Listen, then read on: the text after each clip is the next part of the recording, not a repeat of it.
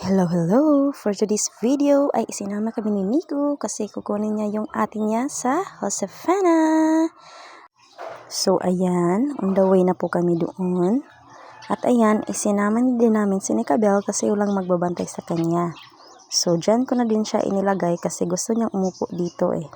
So ayan, palagi siyang sumusip-sip ng chupon. At ayan, ang lawak din ng daan dito. Kaya't maraming mga dumadaan dito na nagbibig bike kasi ang lawak ng daan. At ayan guys, ang lamig din ng temperatura dito. Kaya't masarap talagang mag-joyride dito. So ayan guys, nandito na po kami kung saan nagpapatayo ng bahay ang ate ni Nico.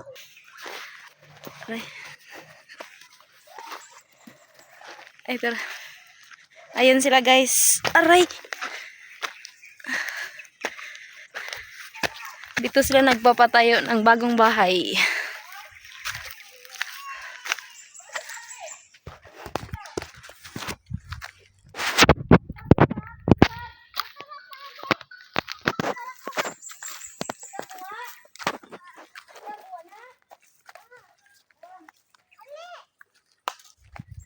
Aray! So ayan guys, nandito na po kami sa bahay nila. At ayan po yung pinapagawa nilang bahay.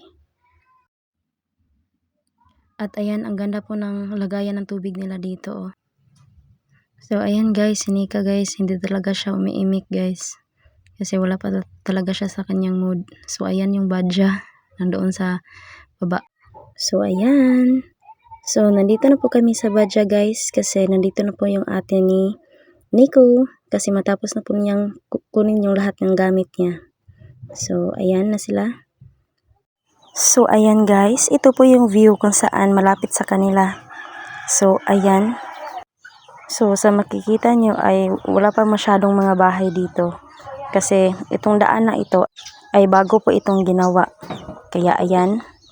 So, ayan na po kami. So, may paklaping-klaping pa si Nika guys. So, ayan yung view dito. So, ayan. At ayan, dito po kami dadaan sa may tulay. So ayan guys, dito po kami dumadaan. At dito na part guys, ay marami talaga ditong mga nagtitinda ng mga sweet corn.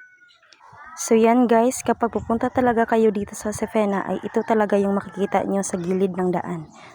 So ayan guys, so dito po banda ay mas maganda po dito mag-take ng picture kasi ang ganda ng view. Pero wala na po kasi kaming time para mag-picture kasi nagmamadali po kasi si Nico eh.